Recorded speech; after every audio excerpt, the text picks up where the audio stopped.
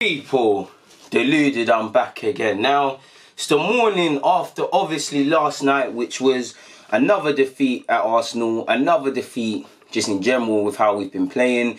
Yeah, we lost 2-1 against Brighton, and I don't know what to say at this moment in time, people. I don't. There's not much we can say. There's not much we can do as fans. In the face of it, we see a playing squad who really and truly, not many of them get into the top 10 sides in the Premier League, let alone the top 6 or the top 4. We've got many problems in the side. It's imbalanced, it's cumbersome. Whether you isolate midfield, the defence specifically, the core pillars of your team, ours is terrible, to put it nicely. Evidently in defence, I mean, it is what it is. There's not one clear candidate at centre half. I love Rob Holding, but has he been playing like someone that deserves first team football? Potentially not. He's better than some of these men, but just to highlight the point, the experienced players of Socrates and Luiz, you cannot teach an old dog new tricks. Luiz is making mistakes week in, week out. Socrates is getting weaker and poorer as the season progresses, and I'd be amazed. I thought one of them would leave at the end of the season either way. I think it will probably be Socrates. You look at him, Mustafi, I believe Ozil and Aubameyang, they all got similar periods on their contracts, and decisions are going to have to be made. And I keep hearing this not confidence thing, we're low on confidence, we're this, that. 1 second, people. This is, I can hear this vibrating. This is really unprofessional of me. Apologies, people. Send out this text.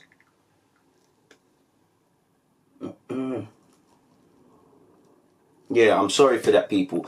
Like I was saying, yeah. Well, I can't even remember what I was saying before I looked on my phone. But listen, we can't afford to feel sorry for ourselves. We cannot afford to feel sorry for ourselves. We're low on confidence. We're battered. We're bruised. Similar to when your confidence is high, everything goes right. When it's on the floor and you're just playing poorly, everything goes wrong. On the face of it, we've got playing staff, a squad which I don't think is terrible, clearly isn't good enough or playing anything close to being good enough of getting top 4 football, Champions League football in any domain. Imbalanced midfield options. I mean, we've got Aubameyang, Lacazette, Pepe. Truthfully, we don't know how to get anything out of them. People are feeling sorry for themselves. Young players, obviously, they should face the same scrutiny and constructive criticism. But I have sympathy for when I'm seeing Saka, Joe, Martinelli, Nelson, when he's played all these young players at various points this season, because if people that have got almost double figures more experience than them are looking clueless, how can these lot thrive in this madness? And I have to say, I get it, we're low on confidence. I keep hearing Ljungberg say that, I keep hearing the players speak about that, and it's true. But at the same time, you're playing in the Premier League. The Premier League, like life, no matter where your team is, pardon my language, does not give a shit if you feel sorry for yourself or poor form. Like life, people, it's an extreme example, but every one of my family members, touch wood, because I hope it's not the case, could die right now. Do you get it? They could all imagine it all went, no, don't imagine it, but just imagine it all went, your house burnt down, you lost all your family and savings. That's sad. I feel sorry for you. I'd feel sorry for myself. But the most fucked thing about life is that it keeps spinning. Whether you're feeling sorry for yourself or it's going well. Now, we have two choices as Arsenal Football Club. We can't feel sorry for ourselves. I do think Ljungberg, because of the form we're in, I personally, and it's for another vid really and truly, in fact, we might as well just do it now. Well, tactics board ain't even on it. I think Ljungberg, which us in red, apologies if you can't see, people, we need to go back to basics. We need to just play man in their right positions, people. Let me make sure I've got the correct Brighton formation as well before I deviate away from this, people. Before I go off on one and whatnot. Yeah, I thought they went with something like that. They obviously had a midfield three. They had Connolly and Mupe up there of sorts. They had that more or less. They did a number on us, man. Brighton did a number on us. Now, first and foremost, people, it doesn't matter if we play the big teams or we play any competent team. I believe our midfield, it doesn't, you know what, there's many things to say about our midfield, but I just think we're not mobile enough, we're not agile enough, we're not strong enough. I don't even think it's a height thing. Preferably, I would like, and I'm not going to list any examples, I would like someone potentially 6 foot, got a bit of physique about them, to play in the central of our midfield with Torreira or someone that's able to break down play, retrieve the ball back. It doesn't have to be a defensive mid. It just needs to be, for me, someone box to box that realises I've got to defend as much as that. Because I think him and Torreira or something along them lines and a couple of other options, that could give us something. Do you get what I'm saying? As much as our defence is to blame, our midfield struggles to get up and down the field. On top of the obvious, not following runners, all the tactical problems, you get it, positionally out of play. That's down to the manager and the team, but I don't think the spine is right at this club. Listen, we're the Gunners, and we've got no smoke in this side. We're not doing no hits. We're not doing nothing in the Premier League of sorts. You look at our centre-half pairings, a team that's had Sol Campbell, Tony Adams, Martin Keown, all these big defenders, older than me, teams of the 80s, fans that watch my team that was there, you know already. And we're seeing what we're seeing today. We're seeing what we're seeing today. Again, people, I'm not going to list examples, and I guess it's easy for me to sit here and say this, yeah. But come on, scouts can't do their job and find someone better than Socrates and Luis. Surely, scouts, you're watching hundreds of games every season, if not more. You can't find someone, whether they're under our noses or under the profile. Do you get it, people? We're clearly not being helped from above, because it doesn't matter if Ljungberg stays, if they even brought back Wenger, which won't happen, seriously, people, or got a new manager. The board have to care from the top. You can't, like, Emery, in the summer he was backed in it. There's no way around it. Either way, we all know Luis was going to be poor. He got to bring in the centre-half. He got his winger that he's been banging on about. Couple other positions and whatnot. He got Tierney at left-back. Do you get it? The board have to look at this side and think, okay, cool, because it's head coach, it's not manager. The spine of this side is wrong. For me, in an ideal world, you obviously have Leno, you have Bellerin, you have two centre-halves of competence, if not Holding or Saliba, and Tierney. You have a midfielder, a combative figure, someone that's a bit more composing, if not two, to play in that midfield. So, because we keep getting outrun. Then we find balance with our front three. We need that. The board need to identify these areas, because even if you look at it, you signed Guendouzi, Torreira and Leno a couple of seasons ago. If we just take that at face value and say they're going to make up a spine of the side, why haven't you signed anything else? Why haven't you built anything else? It doesn't matter what manager comes in here. If the intent from above isn't the same, people. If the shepherd at the top, Kroenke specifically, don't want to be winners, don't want to identify areas, then you can forget about it, people. You can really forget about it. For instance, I have question marks over Leno and Bellerin. I think Bellerin's a good player. I love him. But if I'm completely honest, if Arsenal was in a different situation and all of these problems were fixed, I'd be looking at a right back to challenge him, potentially start ahead of him. Because when I look past my love for Bellerin, I'm not really seeing anything there. Leno's a good keeper. Distribution is shaky for me. Personally, I would, in an ideal world, I would look for another keeper. But them two are good enough to walk forward with. We're not, you sign Leno, you don't give him a competent defence for all the question marks over him to move forward with. How can it's madness. If the spine isn't there, how can we not be there? And the players need to stop feeling sorry for themselves. But, we're going off topic, we might as well use this as an example, but I feel Ljungberg has to hold some of the blame, people, for yesterday. He's just got into the side, got as manager of the side. He can't be expected to change much. There's not enough time to change much. Hell, some of these players are uncoachable, like you're seeing, people. He hasn't had the time, he's out of his depth, it's just pure madness, there's not much he can do. But what I feel he can take blame for is the lineup. Now, there's not necessarily anything wrong with the lineup, people. I just feel we're potentially trying to fit too many players in. Now, it's a squad game. Someone always has to miss out. But to fit Joe Willock into the role he's been playing so far under Ljungberg, to bring Mesut Ozil in for whatever reason to connect with the Aubameyangs and Lacazettes, to actually play them two strikers, potentially Pepe's got to miss out. If it's not Pepe, it's got to be Ozil so that you can go with the front three. Or if it's not Ozil, Ozil's got to move inside. Joe Willock's got to come off play on the bench and wait to come off that with Pepe taking his spot and changing the side. You get it, people. Obviously, Ljungberg saw that Joe didn't have the best of games, got clipped at half-time. Pepe came on and gave us something. Pepe hasn't been in the greatest of form, but you did see a bit of reaction. His name's consistently been in lights and whatnot in terms of how he's been performing. I have to give Brighton credit. They had Mupé and they had Connolly. They were pressing us and fairly aggressive. They dropped when needed. Their midfield, is it really a surprise that they had, who is it even in their midfield? It was Moy. It was something like Moy, Proper. Let me look, people. Dale Stevens was playing the anchorman role and was actually doing quite well joining here. You had Dan Burn at left back, who's, forgive me, is not a left back by trade, people. 1 second. Let me look, man. Yeah, you had Proper, who's technically good. You had Moyes, who's got that combative box-to-box features about him. You got Dale Stevens. And obviously you had Pascal Gross, who can connect the lines. You've got 3 good midfielders, like 4 good midfielders. Obviously Dale Stevens can play at centre-half as well, forgive me if I'm wrong. But speaking about the more glamorous, you've got Moy, you've got Proper. Like you saw Moy, he runs the show. We've known him from his days at, was he near Huddersfield? He puts in a committed performance, he gets about, he's very good technically. There's enough said about him. Proper is someone that I have as very, Proper and Pascal Gross, very much cultured players in that Brighton lineup. They move the ball well, they're good with the ball at their feet. In fact, listen, take nothing away from Brighton. They're a good ball playing side, and they, on top of all the other coaching tactics that I felt they outdone us by Graham Potter, who's, I swear he beat us with Ostersons or did well against us with such. They did well, but it highlights whether we play the top teams or another team. Any team with a mobile midfield that's able to outrun us, if you don't want to say able to outrun us, that's competent against us. 9 times out of 10, we go down the pot because we don't follow midfield runners. Our midfield are not aware of runners. Do you get it? They're not aware of runners. We get outfoxed in midfield because they've got a better understanding of each other. Typically, you see one goal, you might see Xhaka there, and you might see that. Now, I'm not criticising the players individually because I actually think, on top of players playing poorly, is tactically.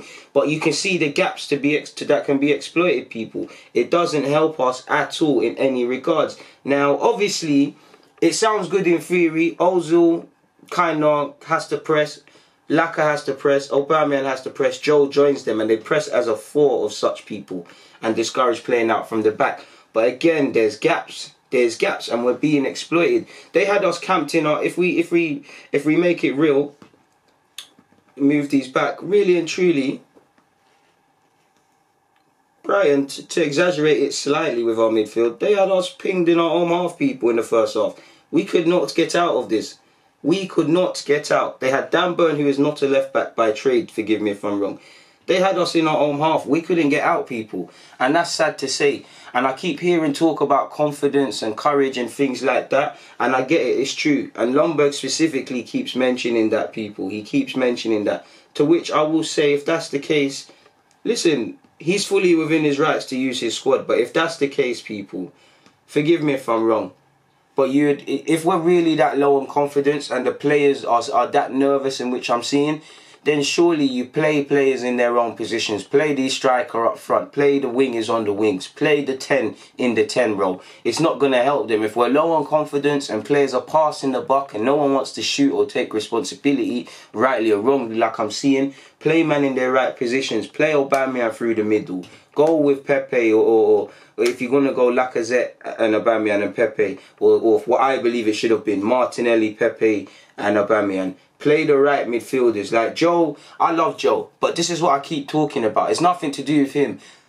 When we had Wilshere, Oxlade, Ramsey, all of these young players here, we got to a point where they were still good players and they've all had good careers. But what specifically are they? You're seeing Ox, like Wenger said, he's a central midfielder. He can fill in a couple other roles. He's a central midfielder. Ramsey, box to box. Wilshere, we all know he's best when he's probably got creative freedom in midfield. But we got to a point with our team when we got to a point and we're looking at these players and saying, what are they? What is Joe Willock specifically going to be? Because, yeah, it's good that he's playing. It's good that he starts. I like him. But do we want him to be box to box? Do we want him to be the 10? To which he's not effective there because you saw we were struggling. It's nothing to do with him. I see why, because he's one of the only agile midfielders to give or take with Torreira. I see why he's there. But in this role, you have to be able to play them passes and whatnot. And Joe, for me, he's a good player and he's played 10, but it's not his skill set. That final ball, he hasn't got it, or at least right now. So we need to be specific. What midfielder do we want him to be? I personally believe, taking away Torreira for a sec, this is his thing. Box to box.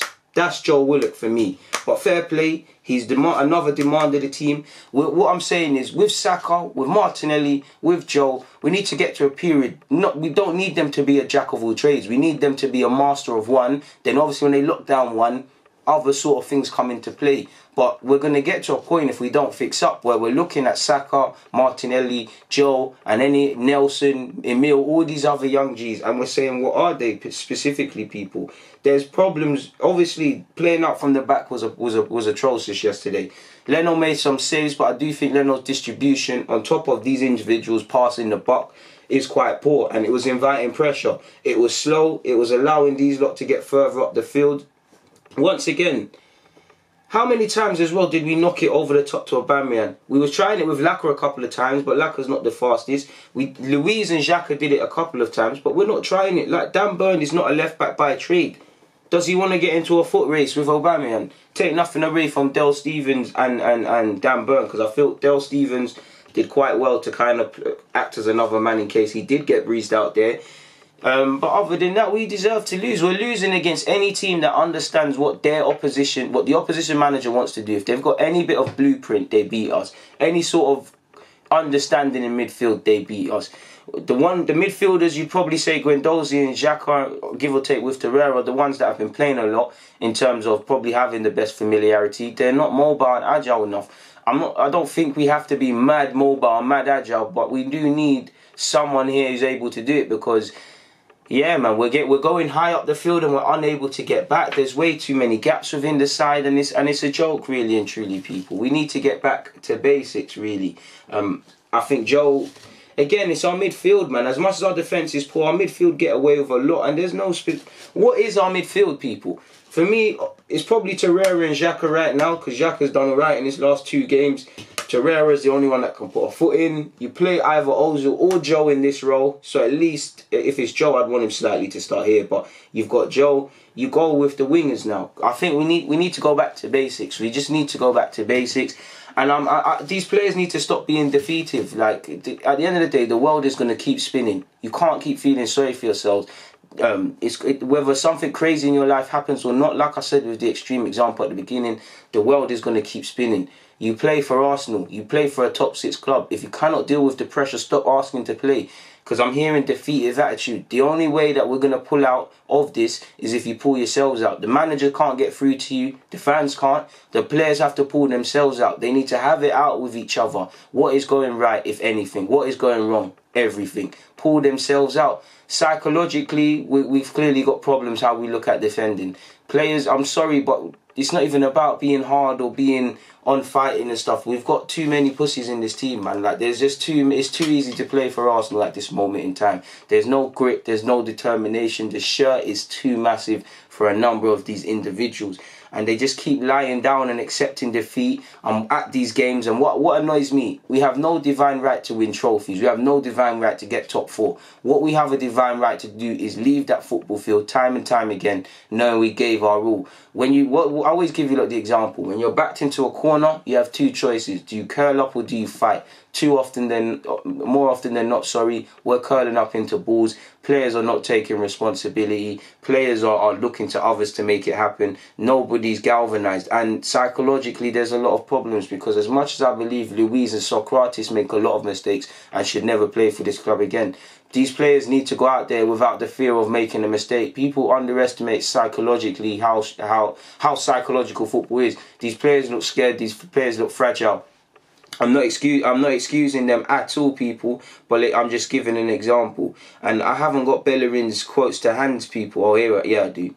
I don't know what to say. I have the feeling that whatever we do, it doesn't come out right. The team gave its best. We created chances. We defended good. But it seems like we need so many chances to score, and teams score every chance against us. It's not that teams score every chance against us, because Brighton didn't. But if you keep allowing them to shoot and keep opening up your front door, the burglars are going to rob you. If you keep opening your door and showing you've got a big 50-inch flat screen TV, PS4, etc., a thief is going to go, all right, cool, I'm going to steal that. You know what? That's going cash converters. Do you know what I'm saying? They're going to. We allow too many chances. And what makes it a problem is it's not Arsenal of a couple of years ago where we outscored teams. Like, we're not taking our chances. It doesn't make sense. Football is basic. If you don't take your chances and you allow the other team to take their chances, you're probably going to lose a game of football. We did create chances, but it's too late, people. It's too late. We didn't start the game off right. It's this, I don't want to say lack of honesty, because Bellerin, when you're in it, when you're playing, he seems low on confidence. He seems like nothing I try is going to work and whatnot. But we need to be serious. We didn't lose that game because of nobody but ourselves. We didn't start right. How many games don't we start right? And when we do start right, we don't see out the victories. Like against Palace and Wolves, forgive me if I'm wrong. We take the leads, we fail to go through. It's this mental effect. Players are scared to see out leads. Players are unable to deal with our own crowds as well as away crowds. Players are struggling to deal with the consistency. If you want a nice little career, go and leave this team and go and play for another Premier League team that doesn't want, well, fans don't want any ambition, or go elsewhere. And I'm not saying that directly at Bellerin. I'm just saying we can't keep feeling sorry for ourselves. I get it. I understand it. I feel sorry for Bellerin, because it feels like when you, in terms of psychologically, if you feel nothing you can do is right, this is going to transpire on the football field. But we were only good for 20 minutes and we didn't take our chances. Yes, on another day, VAR might do us a favour with Luiz, but it was the correct call. We weren't at it. All week we heard we need to bounce back, this, that. We're playing at home. Ljungberg's first game at home. Brighton, who haven't travelled away from home well. We have got West Ham away on Monday. We have got City after that. 2 games, well, based on current form, it don't matter who we play. We could play Leighton Orient, I wouldn't be confident. But we need to get 3 points. You need to play with some clarity. They didn't look up for it. I thought you should be up for an evening at the Emirates in front of your home crowd. You should be up for this, because Brighton, listen, they play good football. It's not necessarily a physical fight. You should be up for a contest of football. Brighton were up for it. They played very well. They played their tactics well by the manager. The fans are obviously, and I've seen some comments about fans and whatnot. It's not a coincidence that in them 20 minutes in the second half, when they started to play like a team, fans were always behind them, but that energy fed off the fans. You lot give us nervousness, because fans have been supporting Arsenal and gassing us when we've been playing poor. But fans genuinely are scared now. So how can, beyond obviously the obvious supporting us, how can you expect fans to really get behind it? You need, for me anyway, speaking for myself when I'm at the Emirates, I cheer us on, I'm all on all of that. But the players need to give me something now. You see what Brighton did? Their fans, feeding off their fans. They gave their fans something and they fed off it. See what Liverpool's doing? See what Sheffield United's doing, especially at Bramall Lane? That's the sort of stuff we need. The shirt is too big for a number of these players. I get it. I understand it. I feel sorry for these players feeling sorry for themselves. I grew up off Wenger. I feel sorry for them. I want to cuddle them and them things there. But in Sunday League, football was, and again, these are Premier League, but I remember my playing days, football was harsh. Football was harsh, people. You can't feel sorry for yourself. The world's spinning. The world is spinning. There's no woe is me. As much as I feel sorry for these players, it is what it is. Whether you sit down, if you sit down and accept that you can't get out of this, we're not going to get out of this. If you at least try, we might have a chance. Either way, the world is going to keep spinning. So we can sit in this spot crying and feel sorry for ourselves, or we can get back. This is what it's about. This is what it's about. This is what it's about. You need to be up for it. Players are not up for it. Players are not on playing for this club. They're only on it sometimes. The shirt is too heavy. The shirt is too heavy. There's a bunch of pretenders in this side. And really, beyond managers now departed Emery, Ljungberg currently, and the playing staff, the one underlying factor which we've been knowing is the board. Be excited. Be excited, why? Because Arsenal are breaking new records, our worst start to a season or whatever at this point since 1977. And I'm sure there's a whole heap of other little stats and the last time this and that. Come on. The board have to take underlining blame for this, but the players have got to feel sorry for themselves. It's funny, Bellerin says we created chances because we allowed Brighton to have over 20 shots. They had 9 on target, people. We had 5. They had 51% possession. They had 412 people passes. We had 387. We had 12 shots in total as well. This is it. It doesn't matter if listen. It doesn't matter if we're playing away from home or at home. This same thing happens. Similar to Leicester. We weren't in the... Well, Leicester was different. For give or take, we was... More so, Leicester was poor not taking their chances. We contained Leicester for about 70-odd minutes and then we accepted defeat. These players... Listen, the players got to pull themselves out. Where is the pride? Because if I'm one of these players, I'm looking at our industry, which could be described as the Premier League, And everybody looks at you as a soft touch. Where is the pride in yourselves? Forget, you got to play for the shirt. I've been banging on about the shirt, the fans and whatnot. But where's the pride in yourselves? Where is the pride in yourselves? You're not going down fighting for yourselves. I'm seeing... Listen, in times of adversity shows how strong somebody is, or shows what someone is really made of. And players are lying down. Players are lying down. The players that have got fight don't show it consistently. There's a lot of bottlers in this team. There's a lot of pretenders in this team. And it's going to get worse before it gets better. Do I have any confidence in Arsenal to get 3 points again? Of course, at some point we'll probably win again in the Premier League. But how realistic is that? It's what has it been 2 months since we last beat Bournemouth? Even that weren't a convincing win. Some of these players are not coachable. All of these players have picked up bad habits. They've got to, listen, you can bring someone to the water but can't help them drink. Some of these players have played under 3 managers now and it's still the same thing. The ones that haven't played under 3 managers, you've been playing football long enough to know what you're doing right and wrong. The manager's tactics makes the difference, but the players need to sort it out between themselves. I don't know whether that means taking a day off training, having a meeting in a cafe, or going and doing some team building exercises, because we need to get back to a point where, regardless of our form, mentally we're prepared for everything. We've got clarity. Like I said at the start, we make mistakes all over the field, but we cannot go out there. We have to try and address these mistakes, but we cannot go out there thinking, oh shit, we can't make a mistake, because you will make a mistake. Psychologically, we're not free of the mind. We're not playing with clarity on top of our poor form. And only the players can get us out of it. It's like in life, people. Sometimes we all feel sorry for ourselves and whatnot, but do we ever look at the sort of things that we caused on ourselves? And the players, I'm sure a lot of it is the tactics, but these players need to look at their own performances, what they potentially could have changed themselves. You can't stand in the rain and complain about the weather as to why you're wet. You need to complain about the sense of you never had an umbrella, you never had a jacket. If you ain't got one of them, why did you leave your house or office or whatever and step in the rain? Each of these players need to look at themselves and think of what they're doing right and wrong, because there's not too many players that can say they're having an amazing season. There's not too many players yesterday that could say they was alright. You could say Leno did well, but he probably has to look at his distribution. Aubameyang, there's nothing he could do, he's playing on the flanks, but again, what could you do? Do you get what I'm saying? Lacazette scored, but could you have done better? And I'm just listing examples. Every player could have done better, because I feel only really Xhaka, Kolasinac at a push, maybe Torreira. They're the only ones really I can say put in a credible performance. And to be fair, no disrespect to Kolasinac, but he's not the best defensively. And if he's your best defender, is putting your best defensive performance, then that probably means that the other defenders have had a terrible game, people. There's not much more for me to add, so I'm going to keep it moving. On that note, people, deluded, I'm out.